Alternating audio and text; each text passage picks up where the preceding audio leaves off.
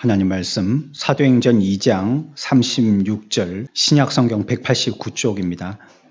그런즉 이스라엘의 온 집을 확실히 알지니 너희가 십자가에 못 박은 이 예수를 하나님이 주와 그리스도가 되게 하셨느니라 하니라. 그들이 이 말을 듣고 마음에 찔려 베드로와 다른 사도들에게 물어 이르되 형제들아 우리가 어찌할꼬 하거늘 베드로가 이르되 너희가 회개하여 각각 예수 그리스도의 이름으로 세례를 받고 죄의 사함을 받으라. 그리하면 성령의 선물을 받으리니 이 약속은 너희와 너희 자녀와 모든 먼데 사람 곧 주 우리 하나님이 얼마든지 부르시는 자들에게 하신 것이라 하고 또 여러 말로 확증하며 권하여 이르되 너희가 이 패역한 세대에서 구원을 받으라 하니 그 말을 받은 사람들은 세례를 받음에 이날에 신도의 수가 3,000이나 더하더라. 그들이 사도의 가르침을 받아 서로 교제하고 떡을 떼며 오로지 기도하기를 힘쓰니라. 아멘. 우리는 지금까지 각 개인들의 회심에 대해서 시간을 두고 순차적으로 살펴보았습니다.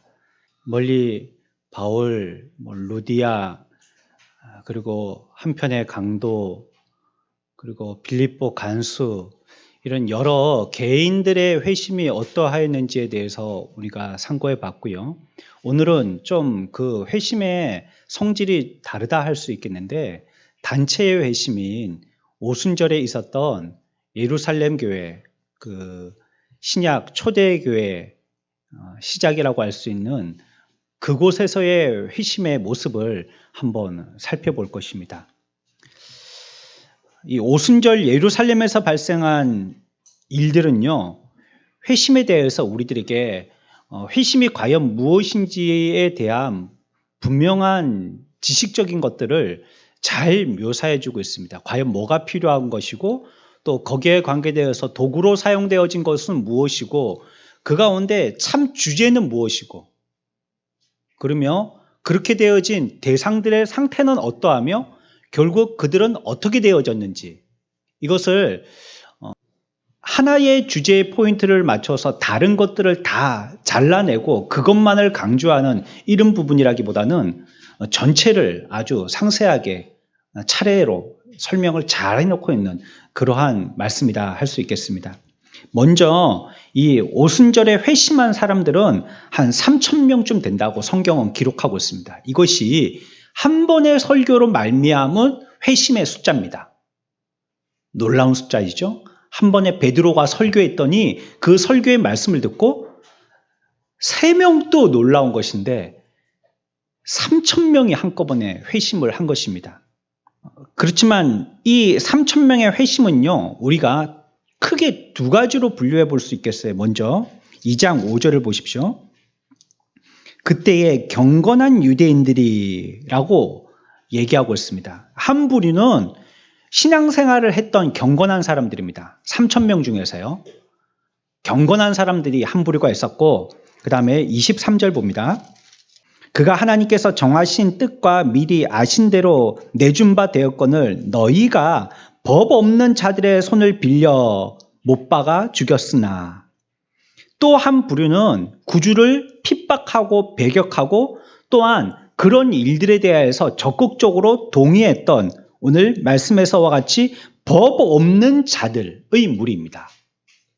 크게 그러니까 신앙의 빛을 따라서 살았던 자들과 신앙의 빛과는 상관없던 자들 이렇게 두 부류라 할 수 있겠습니다. 또한 그 자리에는요 다양한 종류의 사람들이 있었습니다. 매우 지적인 사람도 있었고 우리가 앞에서 살펴본 대로 경건한 사람도 있었고 또 고넬료처럼 이방인도 있었고요. 또 앞에서 살펴봤던 에디오피아 장관과 같이요 말씀에 대해서는 알고자 했지만 무지했던 그런 사람들도 있었고요. 또 반대로 유대 신앙에 대해서 선입견을 가지고 관용하지 않는 불관용의 정신을 가지고 열정적으로 핍박하는 사람들도 있었습니다. 그러니까 여러 계층의 여러 성격의 여러 무리의 사람들이 모여 있었던 그 교회가 바로 이 예루살렘 교회였습니다. 그리고 오순절에 발생한 사건들은요, 대단히 특별한 것이고요. 또 평소에는 볼 수 없는 비범한 것들입니다. 우선 이 영혼의 대각성 운동이라고 할 수 있는 이 놀라운 회심이 일어났을 때 성경은 그 배경을 뭐라고 설명하고 있냐면 다 함께 한 마음으로 열정적인 기도를 하고 있었다라고 설명을 하고 있습니다. 이 놀라운 영적 각성이 있기 전에 이들은 기도회로 모여서 기도하고 있었습니다. 이러한 장면은 우리 개인적인 회심을 통해서도 살펴본 바가 있습니다. 기도회로 모였다든지 기도하고 있는 중이라든지 그를 보내는 사도들 가운데서도 기도하고 있는데 음성을 듣는다든지 이러한 사건과 형편들은 우리가 앞에서 많이 살펴보았습니다.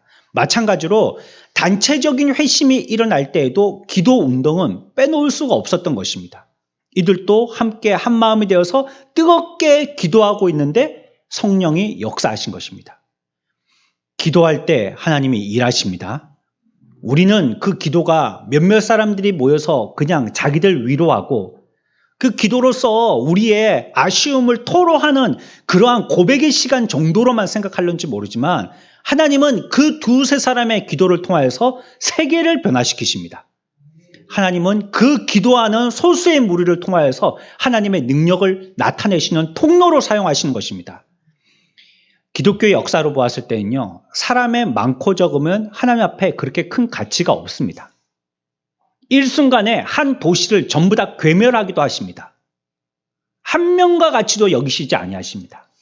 그렇지만 어떤 때에는요, 한 사람을 통하여서 그 나라를 완전히 변화시키기도 하십니다. 하나님은 하나님께서 보시는 하나님의 눈에 들고 마음에 맞는 한 사람이 필요한 것이고 그것을 위해서는 이들은 하나님 앞에 마음을 모아서 약속을 하며 약속을 기다리며 기도하고 있었던 모습을 살펴볼 수 있습니다. 예수님께서 승천하시기 직전에 사도들은요, 예루살렘을 떠나지 말아야 될 것, 아버지의 약속하신 것을 기다리라는 명령을 받게 됩니다. 그래서 그들은 한 곳에 모여서 기도하고 있었던 것입니다. 왜냐하면 약속이 있었기 때문입니다. 하나님의 분명한 약속이 있었기 때문에 그 약속 때문에 또 그 약속을 위하여서 이들은 함께 모여 기도하고 있었던 것입니다. 사도행전 1장 12절에 제자들이 감람원이라는 산으로부터 예루살렘에 돌아오니 이 산은 예루살렘에서 가까워 안식일에 가기 알맞은 길이라. 들어가 그들이 유하는 다락으로 올라가니 베드로, 요한, 야고보, 안드레, 빌립, 도마와 바돌로메, 마테오와 및 알페오의 아들 야고보, 세로신 시몬, 야고보의 아들 유다가 다 거기 있어 여자들과 예수의 어머니 마리아와 예수의 아우들과 더불어 마음을 같이하여 오로지 뭐에 힘썼다고요? 기도에 힘쓰더라 라고 얘기했습니다. 그들이 약속하신 하나님의 약속을 붙들고 무엇을 하였느냐? 기도하고 있었다는 것입니다. 오순절이 올 때까지 계속 기도 모임을 한 것입니다. 이때에 아버지의 약속하신 성령님의 부어주심을 통하여서 약속이 성취되게 됩니다. 기도하고 있는 중에 약속을 확정받게 됐다는 것입니다. 기도하고 있을 때에 하나님이 그 기도하는 자에게 하나님의 약속을 확정지어 주시는지를 믿으시기 바랍니다. 우리는 늘 깨어서 하나님 앞에 아뢰일 준비도 스탠바이 되고 있어야 되지만 하나님께서 우리들에게 응답하여 주심에 대해서도 준비하고 있는 자가 되어야 됩니다. 하나님이 주시려고 할 때 받을 만한 준비자가 되어 있어야 하는 것이에요. 오순절 올 때까지 계속 기도한 것입니다. 기독교의 역사를 볼 때요, 하나님의 교회에 영혼 각성 운동에 필수였던 것이 무엇이었습니까? 하나님이 대부흥 운동을 일으켰던 미국이나 영국의 이러한 부흥의 운동 때마다 그들에게 필수적으로 필요했던 것이 무엇입니까? 그것은 오늘 오순절 예루살렘 교회와 같이 오직 한 마음으로 모여서 힘써 기도했던 결과라고 역사는 우리들에게 증명하고 있습니다. 그래서 이것을 우리가 오해해서요, 기도하면 부흥이 일어나구나 라고 생각하기가 쉽더라는 것입니다. 그래서 우리 부흥을 위해서 자꾸 기도하자라고 얘기합니다. 그러나 이 역사는 우리의 노력으로 이루어진 것이 아닙니다. 기도라는 인간의 노력이 부흥을 결과를 이끌어낸 것이 아닙니다. 하나님께서 부흥을 일으키시기 위해서 그들을 먼저 기도로 준비시키시는 겁니다. 하나님이 하시려고 하시는 일 가운데는요, 그 사람을 통해서 먼저 기도하게 하십니다. 혹시 저와 여러분들이 우리의 일상 가운데 우리의 마음에 하나님의 음성이 들려서 기도해야 되겠다 싶으시면 이후에 하나님이 반드시 나를 통하여서 무엇인가 역사하려고 하신다는 것에 대하여서 우리들은 예비하고 있어야 됩니다. 하나님이 뭔가를 일을 하시려고 하시는구나. 뭔가 그 일을 진행하려고 하시는구나. 그래서 내게 그 일을 준비케 하려고 기도하게 하시는구나 라고 깨달아야 되는 거예요. 주님은 그들에게 약속이라는 것을 하신 것입니다. 1장 4절의 사도행전은 사도와 함께 모이사 그들에게 분부하여 이르시되 예루살렘을 떠나지 말고 내게서 들은 바 아버지께서 약속하신 것을 기다리라 라고 말씀하고 있습니다. 약속을 했으니까요. 하나님은 분명히 약속에 신실하신 하나님이시잖아요. 무엇이든지 약속하셨다 하면 그 약속을 끝까지 지키시는 하나님이십니다. 그러니까 그 약속 때문에 어떤 면에서는 그들이 기도하지 않아도 되는 거예요. 왜냐하면 약속을 해주셨으니까요. 약속은 깰 일이 없거든요. 그러니까 우리는 기도해도 되고 기도하지 않아도 되는 것이죠. 하지만 이들은 그렇게 하지 않았습니다. 하나님이 타신 하나님의 계획들을 우리들에게 실천시키시고 이루시는 데에는 그와 같이 우리가 기도하지 않아도 되는 방법을 쓰지 않으세요. 기도하는 방법을 쓰시는 거예요. 이것도 하나님이 그렇게 하게 하시는 것입니다. 오히려 이 주님의 약속은요, 그들이 기도한 근거가 되고 그들이 기도했던 이유가 된 것입니다. 왜 기도했느냐? 약속을 받기 위해서 기도한 것입니다. 어째서 기도할 수 있는 힘과 담력을 얻게 됐느냐? 약속이 있기 때문이었죠. 그래서 그들은 그것 때문에 오히려 하지 않는 자가 아니라 그것으로 말미암아 오히려 기도하는 자가 되었다라고 성경은 우리들에게 얘기하고 있습니다. 기도는 우리들에게 일반적인 약속을 주십니다. 마태복음 7장 7절입니다. 구하라 그리하면 뭐라고요? 너에게 주실 것이요. 찾으라 그리하면 찾아낼 것이요. 문을 두드리라 그리하면 너희에게 열릴 것이다. 이것은 기도가 우리들에게 말씀하고 있는 일반적인 약속입니다. 우리가 구하고 찾고 두드리면 거기에서 얻고 찾아지고 열리게 된다라고 얘기하고 있는 것입니다. 이것을 말씀은 성령을 통해서 보증하여 주시는 것입니다. 하나님의 말씀이 있는데 그 말씀을 말씀 자체로 내버려 두지 아니하시고 성령님이 보증을 서주시는 거예요. 여러분들 보증 아시죠? 무엇인가 우리가 은행에서 대출을 받으려고 할 때 뭔가 담보를 잡혀놔야 되는 거예요. 혹시 돈을 빌려간 사람이 안 갚을 수 있기 때문에 은행이 그런 위험 부담을 줄이기 위해서 담보물을 잡는 거예요. 예전에는 물건으로 잡기보다 사람을 잡죠. 그래서 신용담보 이런 거 있잖아요. 사람을 담보로 잡는 것입니다. 그거 굉장히 위험한 거죠. 그런 거 안 해야 됩니다. 신용 대출에서 집안 휘청한 사람이 한두 명이 아닙니다. 그런데 말씀은요, 성령께서 보증하여 주시는 거예요. 그 말씀이 확실히 약속한 대로 이루어지도록 성령께서 보증을 서주시는 거예요. 그리고 몇 사람이 합심하여 기도할 때 특별한 복을 약속하셨습니다. 우리는 이 은혜로운 약속을 바탕으로 열렬히 기도하는 복된 성도들 다 되어지시기를 축원합니다. 뜨거운 기도를 하십시오. 열정적인 기도를 하십시오. 하나님 앞에 올바른 기도를 하십시오. 그리고 시와 때를 구분하지 말고 언제든지 기도하십시오. 그리고 늘 깨어서 기도하십시오. 마귀는 언제 우리들을 넘어뜨리려고 공격해 올지 모릅니다. 여러분들이 대비한 쪽, 그쪽으로는 안 옵니다. 여러분들이 꿈에도 생각하지 못한 쪽, 그쪽으로 공격해 옵니다. 그러니 우리들은 한시도 긴장을 늦출 수 없고요. 모든 면에 깨어있는 성도가 되어야 되는 거예요. 예루살렘 교회는 그런 면에서는 탄탄한 준비가 되어 있던 것이에요.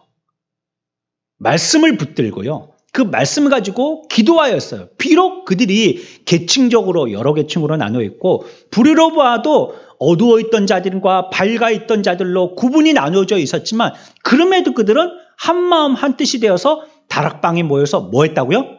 기도했습니다. 비록 그들의 모습과 그들의 삶의 태도들은 여러 제각각이었지만 하나님 앞에 약속을 붙들고 기도하는 데에는 둘이 없었습니다.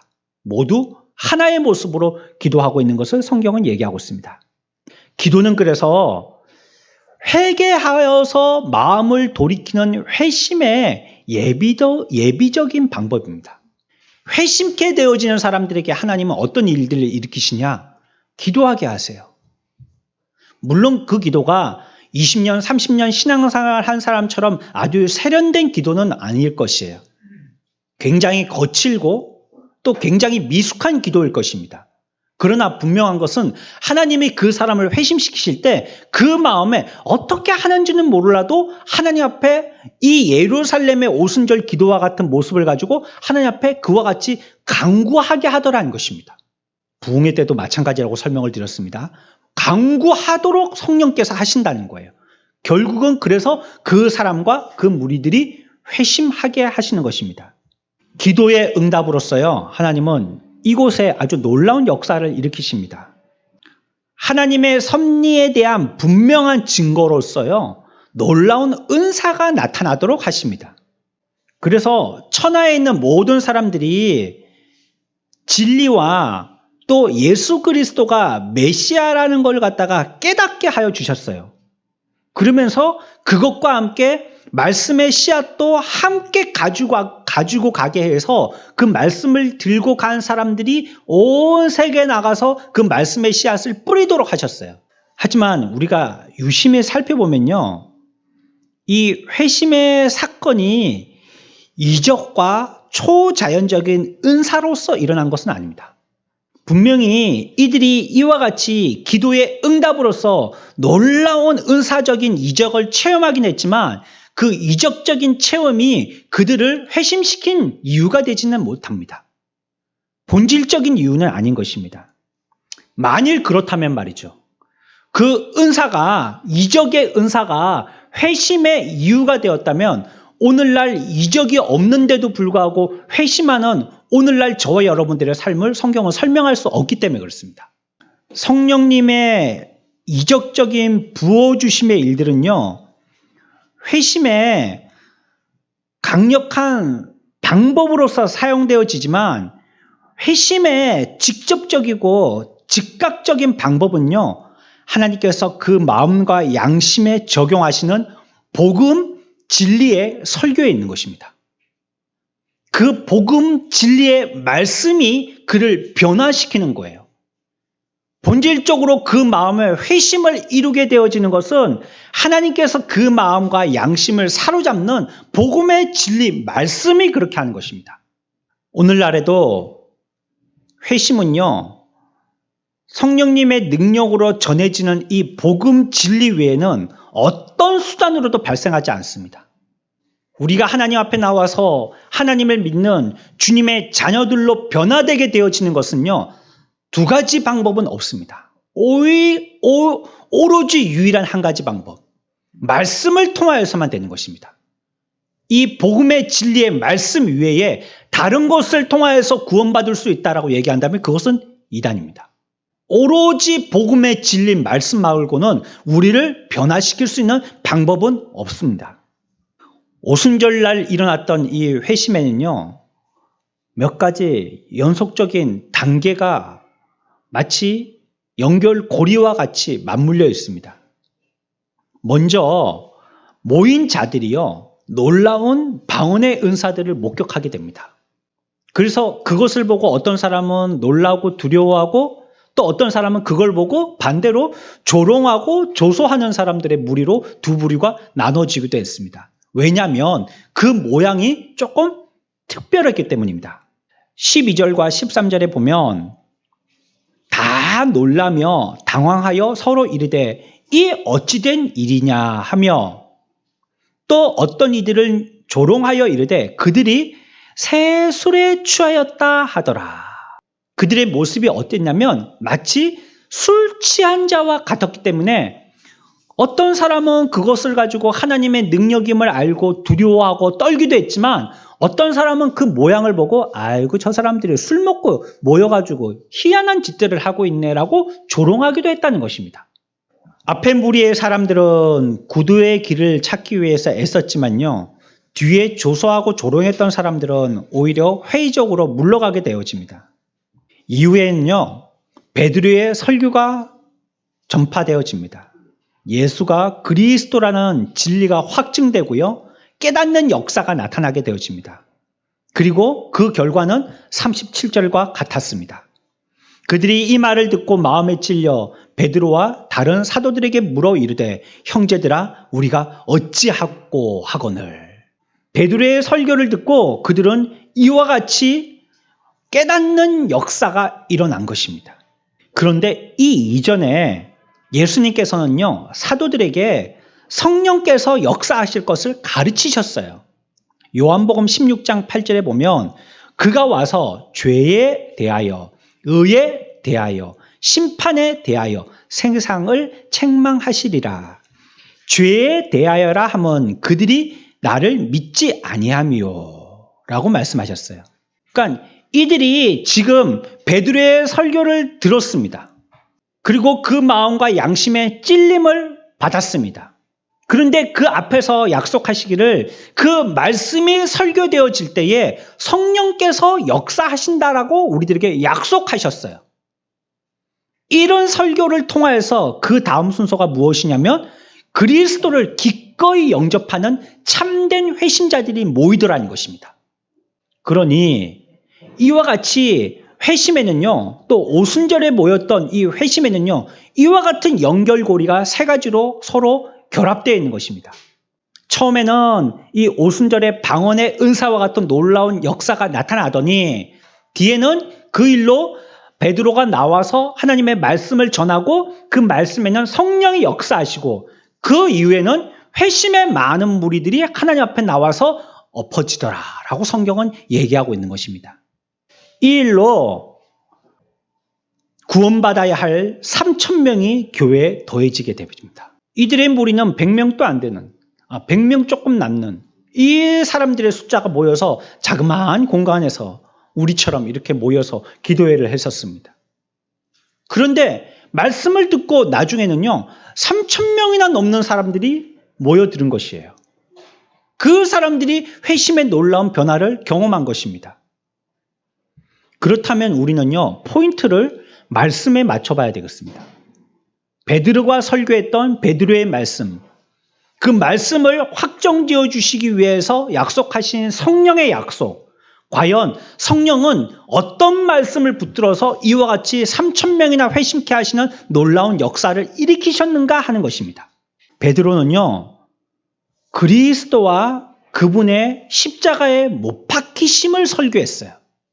설교의 주제가 다양하지 않습니까? 여러 가지의 철학과 여러 가지의 포인트를 가지고 설교하지 않습니까?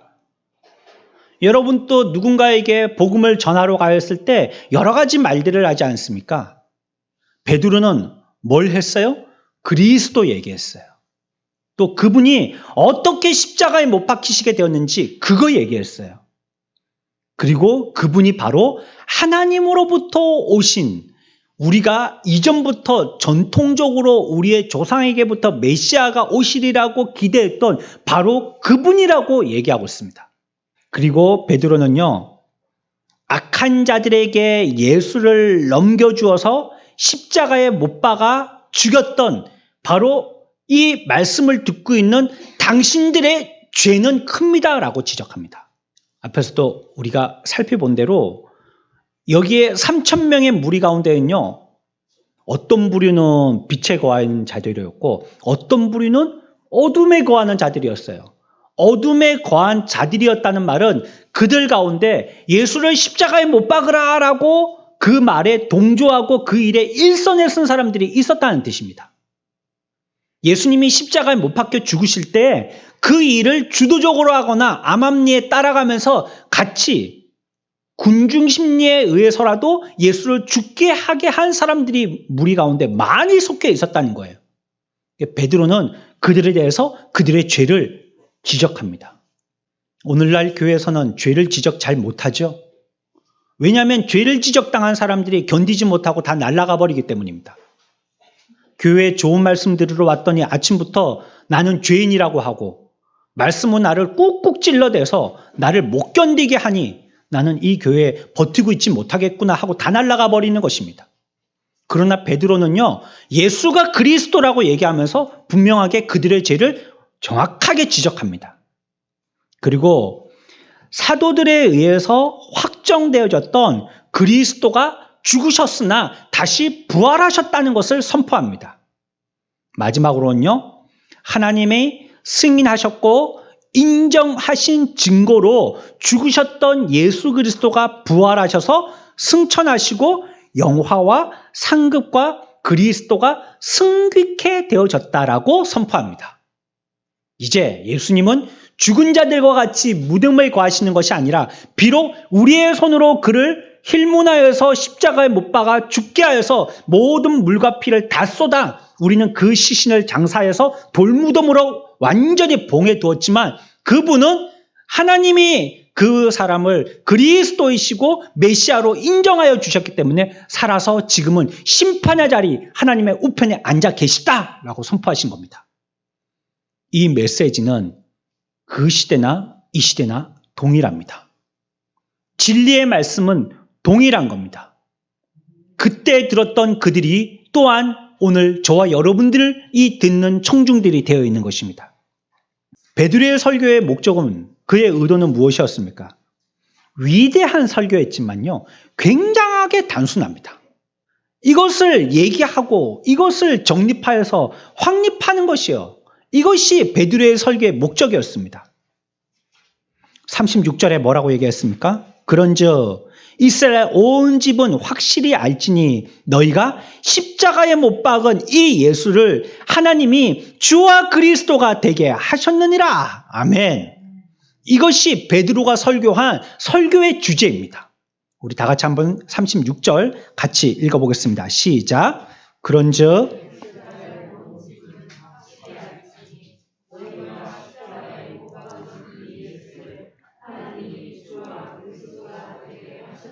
아멘.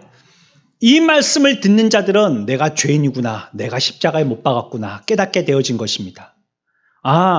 내가 주님이 이 세상에 하나님에 대해서 불경건죄를 지어서 우리에게 어떤 젊은 사람이 나타나서 자기가 이 시대의 정치적인 리더가 되려고 한 줄 알고 그를 제2의 왕을 삼지 못하도록 죽여버렸는데 하나님이 그를 메시아라고 인정하여 주셨구나.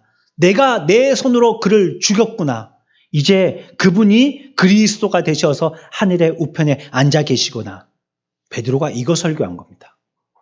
오늘날 교회 강단에서 흘러 넘쳐야 할 설교의 가장 중심된 포인트 주제는 무엇입니까? 바로 이 말씀입니다.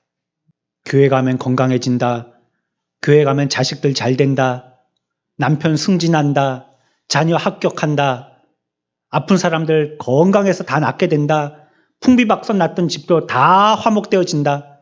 그것은 복음을 통하여서 이루어지는 부수적인 결과들입니다. 물론 하나님이 그런 일들을 주실 수 있습니다. 하지만 우리가 수요 예배 때 살펴본 대로 나쁜 일이 있다고 그 일을 나쁜 일이라고 생각할 수 없어요. 왜냐하면 그 일 하나님이 여전히 붙들고 계시기 때문입니다. 좋은 일이지만 그것이 결코 내게 좋은 일이 되지 않을 수도 있어요. 내가 육신적으로 결정했다면 그것이 오히려 나를 발목 잡을 것이기 때문입니다. 그 결과만을 볼 수가 없는 것입니다. 교회에서 무엇을 메시지로 전해야 됩니까? 36절에 이 말씀입니다.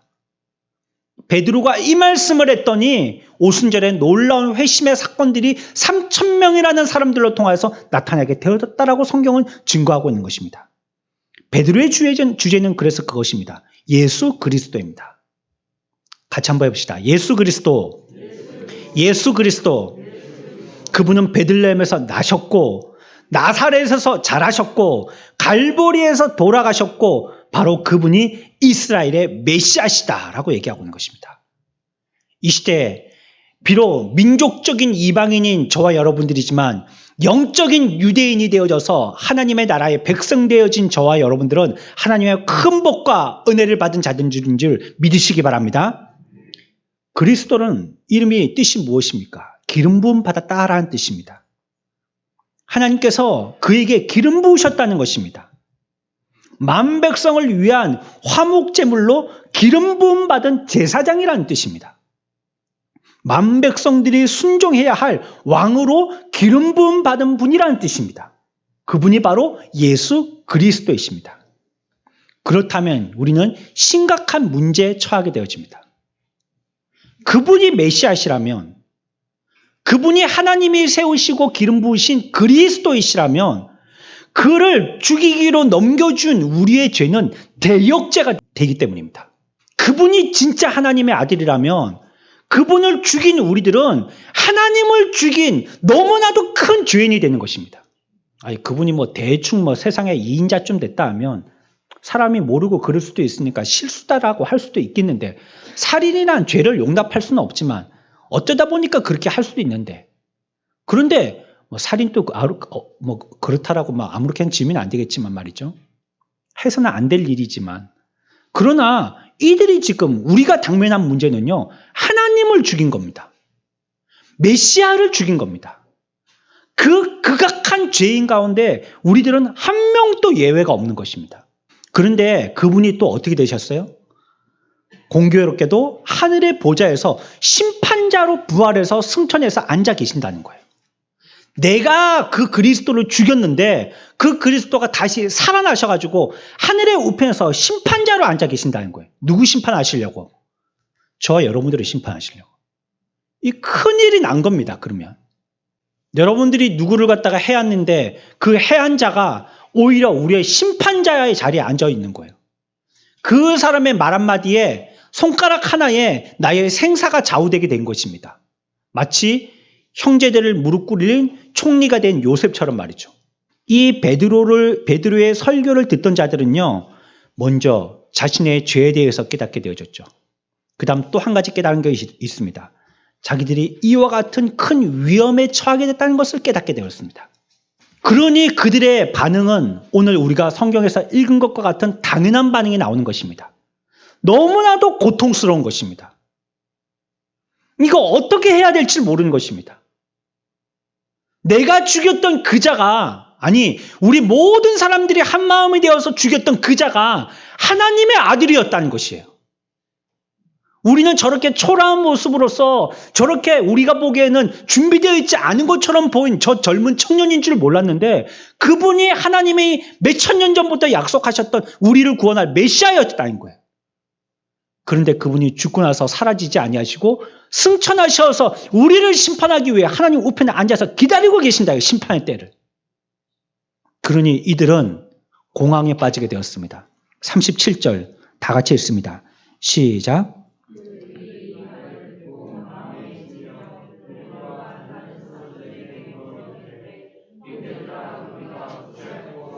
이 말은 내가 어떻게 하면 되겠습니까가 아닙니다. 사도들이여, 나에게 설교한 베드로 선생님이시여, 목사님 내가 어떻게 하면 되죠? 이게 아닙니다. 내 이제 큰일 났군요. 나 이제 큰일 났군요. 목사님의 말씀을 들어보니까 난 큰일 났군요. 나는 이제 중대한 죄를 범한 극악한 죄인이군요. 큰일 났군요. 나는 이제 끝장났군요. 그분이 심판자가 되어서 나를 심판하신다고 하니 생판 모르는 공평한 심판자가 있어도 내 죄를 갖다가 물으실 텐데, 오히려 내가 죽였던 분이 판사가 되어서 나를 심판하신다고 하니 나는 큰일 났군요. 그 뜻입니다. 37절이. 머리는 하얗게 되었습니다. 그들의 삶은 절망에 빠지게 되어집니다. 그리고 언도되지 않았지만 이미 사형 선고받았다고 생각하고 두려워 떨었다라고 얘기하고 있습니다. 자신의 상황들을 바꿔서 바늘 끝 같은 소망이라도 줄 수 있는 사람은 아무도 없습니다. 왜요? 다 같이 한 마음이 됐거든요. 인류가 한 마음이 되어서 예수 그리스도 죽이기에 한 통속이 됐거든요. 그 중에 십자가에 그분과 함께 했던 자들은 아무도 없었거든요. 다 도망치고 죽는데 간접적으로도 동조했던 것입니다. 하지만 복음이 주는 메시지는 이것입니다. 이처럼 죄와 위험을 깨닫고 진지하게 강구하도록 한 다음에요, 이와 같은 어떤 자격이나 조건이나 제한 없이 완전하고 자유로운 구원을 주신다는 겁니다. 복음의 포인트는 그것입니다. 오늘의 베드로가 설교한 내용적으로 우리들은 여기에서 우리가 그 메시아를 죽였고 나는 이와 같은 아주 어려운 상황, 우리들은 이제 사형 선고받아야 될 내가 오히려 그 위치에 있게 되었다는 아주 극심한 처지에 이르게 됐다는 것을 깨달아야 되면서요, 복음은 또 우리들에게 뭘 얘기하십니까? 그럼에도 그러한 사람까지도 구원해 주신다는 겁니다. 지금 이 오순절에 베드로의 설교는 누구에게 하고 계신 겁니까? 바로 예수 그리스도를 죽여서 마음에 찔림을 얻고 있는 그들에게 하고 계신 겁니다. 너희들은 나를 죽였지? 난 유대하고는 상종 안 해. 가, 유대. 나는 저기 아메리카나 아시아 쪽에, 그리고 중동 안 해. 난 저 극동 저런 사람들하고나, 아니면 저기 북쪽이나 남쪽 이런 사람들하고나 구원시켜. 너희들은 날 죽였지? 나의 원수들 같으니라고 이를 부득부득 깔면서 너희들은 구원 안 시켜. 이렇게 하면 이것이 참 복음이 아니겠죠. 오늘 이렇게 깨닫고 마음의 공황 상태에 있어서 머리가 하얘져 있던 유대민족과 이방민족들에게 그 구원의 당신들이 바로 사형 선고 받을 자들이면서 당신들이 바로 구원의 복음의 은혜를 덧입을 대상들이라고 얘기하는 것입니다. 베드로는 그 어떤 극악한 자라도 예외를 두지 않는 것입니다. 이것이 베드로가 선포하도록 사명을 받은 영광스러운 메시지입니다. 이것이야말로 진정한 복음이고 완전한 복음이고 무조건적인 복음입니다. 우리 다 같이 한번 해보겠습니다. 무조건적인 은혜. 무조건적인 은혜. 복음은요, 무조건적인 은혜입니다. 이전에 여러분들이 예수님을 죽인 거 용서해 주셔요. 이전에 여러분들이 우리가 지난주에 배운 것처럼 세상의 사탄 마귀에게 눈멀어서 세상의 신이 참 신인 줄 알고 따라가면서 주님을 조롱하고 원망하고 하나님이 마치 사람들이 만들어 놓은 어떤 인형인 것처럼 우리들을 서로 위로하기 위한 어떤 철학인 것처럼 어떤 우리가 그것을 통해서 마음의 안정을 찾으려고 하는 요가 같은 그런 정신의 것으로 우리들이 판단하고 그분을 모욕했을지라도 이 말씀을 듣고 있는 저와 여러분들이 복음의 대상들이라는 겁니다. 구원의 하나님의 은혜 받을 만한 대상들이란 겁니다. 그래서 그 은혜는 무조건적인 은혜입니다. 천지의 하나님을 죽이는 원수라 할지라도 죽게만 돌아오면 구원을 얻게 되어지는 무조건적인 은혜를 받은 저와 여러분들이 되어준 줄 믿으시기 바랍니다.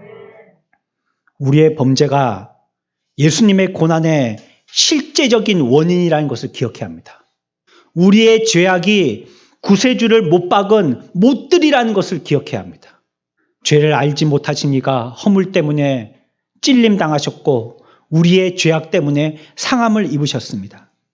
만일 그분의 피 흘림이 없으셨다면 우리의 죄 사함도 없는 것입니다.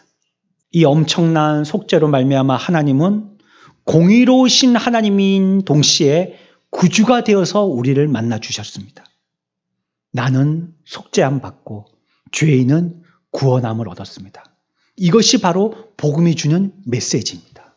하나님의 율법을 완성시켜서 하나님의 법을 깨트리지도 아니하시고 그것에 저촉되어 있는 하나님이 지으신 모든 인류도 한 사람도 구원받을 사람들은 예외 없이 구원받도록 하시는 하나님의 능력의 복음, 그것이 구원의 복음이라고 성경은 얘기하고 있는 것입니다. 그래서 복음의 이 무조건성은요, 오순절 이 사건을 통해서 잘 설명하고 있는 것입니다. 복음은 무조건이구나. 조건 없는 것이구나. 이와 같이 극악한 나에게도 이와 같은 놀라운 구원을 허락하여 주시는 거군. 그것이 복음이구나. 복음에는 조건이 없구나. 이제 이 복음이 온 세상에 전파되어야 합니다. 예루살렘이 어떤 곳이었습니까? 우리가 앞에서 살펴봤지만 메시아를 죽인 살인자들의 소굴이죠. 요즘 안산이 비상이 걸렸다고 하죠. 조금 있으면 조두순이라는 이 어린아이를 성폭행하고 수십 차례의 전과 기록을 갖고 있는 이 사람이 조금 있으면 다음 주에 출소하기 때문입니다. 그 사람이 미리 얘기하기를 나는 인천에 아니 안산에 가서 살겠다고 했어요. 그랬더니 그 지역 사람들이 모두 그냥 민심이 흉흉해졌어요. 큰일 났다. 어쩌지? 그 사람이 술만 먹으면 꼭지가 군다던데 이전에도 그런 일들을 많이 일으켰는데 이거 어떻게 해야 되는 게 아니냐고 발등에 불이 떨어졌습니다. 그 동네 사람들은요 마치 그곳이 공포의 도시가 된 것처럼 변해버렸어요. 예루살렘이 그와 같은 극악한 죄인들의 소굴 아닙니까? 모두가 한통속이 되어서 예수 그리스도 죽이라고 살인에 동조하고 살인의 증거자질이 된 도시, 그곳이 바로 예루살렘인 것이에요. 그런데도 불구하고 이 죄의 극한인 도시가 그리스도의 첫 번째 죄사함의 선포의 도시가 됐다는 것입니다. 하나님의 복음은 죄 있는 그들에게 찾아가서 증거하여 주십니다. 그들이 이전까지 나의 죄로 말미암아 이와 같이 났을 때부터 보지 못하고 또 비정상적인 삶을 살고 또 죄 때문에 내게 이런 병이 있고 죄 때문에 내가 귀신 들었고 죄 때문에 내가 이와 같이 다 손해보고 살았던 이렇다라고 생각했던 사람들에게 예수님은 일일이 그런 사람들만 찾아다니셨어요. 그런 사람들만 만나셨어요. 난 죄 없어. 나는 풍요로워. 나는 걱정 없어. 쌓아놓은 것도 많아. 창고가 모자랄 정도지. 그런 사람들은 예수님께 오지 않았어요. 오히려 살인의 소굴인 예루살렘이 복음 선포의 첫 번째 도시가 됐다는 겁니다. 베드로는요, 어떤 것에서도요, 한치의 예외를 두지 않습니다. 제한을 두지 않아요. 복음은 복음을 들어야 할 자들에게 그대로 전달된 것입니다. 무조건적인 완전한 복음을 선포한 것입니다. 저는 예수를 죽이는데 참여했습니다. 저는 예수를 대적하여서 거짓 증거를 했습니다. 저는 그를 십자가에 못 박게 하소서라고 외친 사람입니다. 저는 그분이 고소자들 앞에 섰을 때 그분의 얼굴에 침 뱉은 사람입니다. 더욱이 그분이 십자가에 피 흘려 죽으실 때 그 밑에서 나는 죽으라라고 조롱한 사람입니다. 저는 그분에게 해용의 심포도를 적셔 마시게 한 사람입니다. 저는 그 사람이 빨리 죽기를 옆에서 즐기며 구경했던 사람입니다. 그럼에도 베드로는 그런 모든 사람들에게 한 명도 조건 없이 한 명도 이유되지 아니하고 그 도시에 전폭적으로 복음의 말씀을 다 전했다는 것입니다. 구원은 예외가 없습니다. 어떤 악랄한 자라 할지라도 어떤 극악한 자라 할지라도 그것이 혹 예수를 죽인 그 당사자라 할지라도 복음은 예외가 없다는 것을 성경은 우리들에게 얘기하고 있습니다. 38절과 39절입니다. 너희가 회개하여 각각 예수 그리스도의 이름으로 세례를 받고 죄의 사함을 받으라. 그리하면 성령의 선물을 받으리니 이 약속은 너희와 너희 자녀와 모든 먼 데의 사람 곧 주 우리 하나님이 얼마든지 부르시는 자들에게 하신 것이라. 아멘. 모든 자들에게. 내가 살인자지만 내가 주님을 죽인 당사자들이지만 세례받고 죄 사함 받으라. 그리고 성령이 너희들에게 선물로 주신 성령을 받으라 라고 우리들에게 선포하시고 이것을 허락하신 것입니다. 존 버녀는 이렇게 얘기했습니다. 그러므로 죄인들이여 그대가 지독하게 사악한 죄인이라면 다른 사람 흉내를 내면서 자신을 가장하지 말고 그대의 있는 모습 그대로 예수 그리스도에게로 가십시오. 그대는 자신을 가장 사악한 죄인 가운데 하나로 인정하고 오직 그리스도께서만이 그대를 하나님의 자녀 가운데 하나로 인정하시게 하십시오. 예루살렘 거민들아 하나님의 초청에 청종하라. 존 버녀는 그렇게 얘기했어요. 그 초청에 응하는 저와 여러분들의 삶이 되어지시기를 축원합니다. 무조건의 죄사함이지만 이것이 구원의 핵심이지만 이것이 지성과 마음의 완전한 변화와 관련되어 있습니다. 우리에게 조건 없이 회심시켜 주시지만 그러나 우리들은 우리의 머리로 우리의 가슴으로 변화해야 된다라고 성경은 얘기합니다. 그래서 성경은 뭐라고 얘기합니까? 회개하고 뭘 받으라고요? 세례 받으라라고 얘기하고 있습니다. 구원받으면 끝난 거 아닙니까? 내가 구원의 백성이 되면 끝난 것 아닙니까? 그러나 그럼에도 불구하고 하나님의 백성들에게는요 지식과 마음의 변화가 있어야 된다는 거예요. 그것의 표시로서 많은 사람들에게 서로가 증거가 되어지는 뭘 받게 하는 거예요? 세례받게 하는 것입니다. 그 세례의 뜻은 무엇입니까? 주님이 우리를 위해서 죽으셨다는 기념의 의미이지만 또한 그것으로 말미암아 내가 구원받은 하나님의 백성이 되어서 내 생각과 내 마음이 변화받게 되었습니다 라고 많은 사람들 앞에서 증거하는 것입니다. 그게 세례인 것입니다. 회개는 마음의 변화를 얘기하는 것입니다. 그리고 영접하라는 초청을 받은 진리를 믿는 것입니다. 그것이 바로 회개하는 것입니다. 이것을 통하여서 하나님의 놀라운 은혜들의 효과가 나타나게 되어진 것입니다. 베드로는 영감받고 그렇게 사도의 역사를 하였고 사도의 역사의 삶을 살았고 또 설교가 회심의 수단이 되었습니다. 또 그 말씀들이 능력의 나타나심이 되었습니다. 그러나 성령이 내적으로 새롭게 하시는 은혜가 없었다면 회심은 발생하지 못하는 것입니다. 성령님은 이와 같이 놀라운 역사를 나타내시는 것입니다. 오늘 우리는 성령님이 역사하시는 은혜 받을 만한 때라고 불리는 시대에 살고 있습니다. 하나님의 능력이 더 이상 우리들에게 보여지는 증거로서 가시적인 표시로 이 세상에 더 이상 허용되지는 않습니다. 하지만 우리는 우리 가운데 기록되어 있는 증거의 말씀을 붙들고 있습니다. 그것이 저와 여러분들이 사모하며 읽고 있는 약속의 성경의 말씀입니다. 그것은 그리스도를 증거하시는 성령님의 증언인 하나님의 말씀입니다. 그래서 성경을 하나님은 뭐라고 말씀하시냐? 성령의 검이다라고 얘기하고 있습니다. 이 시대를 살고 있는 저와 여러분들, 우리들은 그와 같은 자들이었지만 오순절 예루살렘 교회에 있었던 회심과 같이 우리들과 같은 극악한 자도 우리들에게 첫 번째로 와서 구원을 받으라고 초청하고 계십니다.